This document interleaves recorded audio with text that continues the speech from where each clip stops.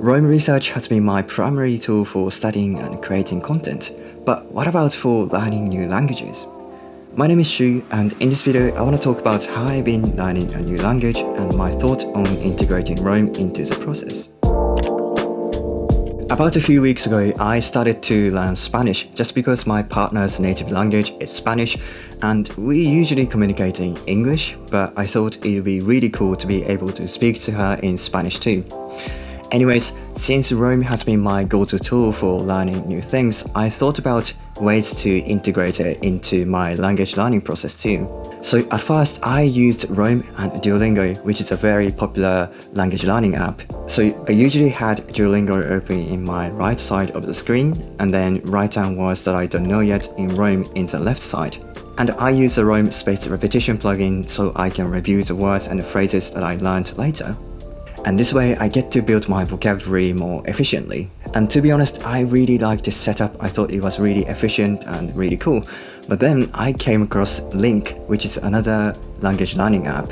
I found LingQ thanks to Clara and her YouTube videos. She has lots of amazing videos on how to learn new language on her YouTube channel, so you should check it out. Anyways, she uses LingQ and her videos convinced me to switch from Duolingo to LingQ. So far, I'm really loving it. But now, I'm not really sure if I need Rome in my language learning process. The way I use LingQ is that I just search for guided course of the language I'm learning. For instance, in my case, since I'm a complete beginner of Spanish, I search for courses for beginners and then pick one of the courses.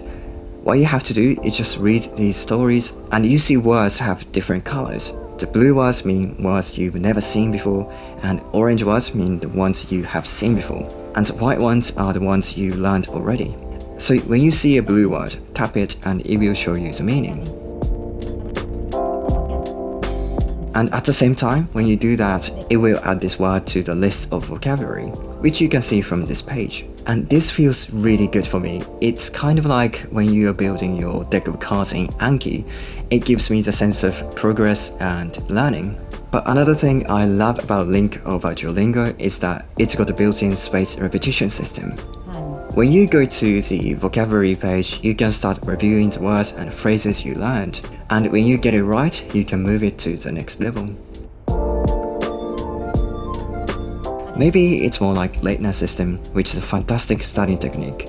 As far as I know, Duolingo doesn't have spaced repetition, which was a huge drawback for me. And that was also the reason I used Rome with Duolingo.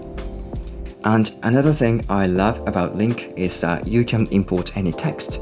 For instance, you can import news so you can use it for learning the language, or you can import any article using the share function, and you can even import subtitles of Netflix. So now my workflow of learning Spanish is that I do one course and review the words and phrases that I learned on LingQ. And I can do this either on laptop or my phone.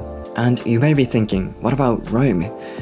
I personally don't think it's a good idea to integrate Rome into this process now because I think that would unnecessarily complicate things. But if you prefer other language learning apps like Duolingo, it may be a good idea to use Rome too. But let me know what you think about using Rome for learning new languages, and if you have any tips, please let me know. Anyways, that is how I've been learning Spanish so far, and I will give you more updates in the future. Thanks for watching, and if you like this video, please leave a like and subscribe to my channel, and I will see you in the next video. Bye!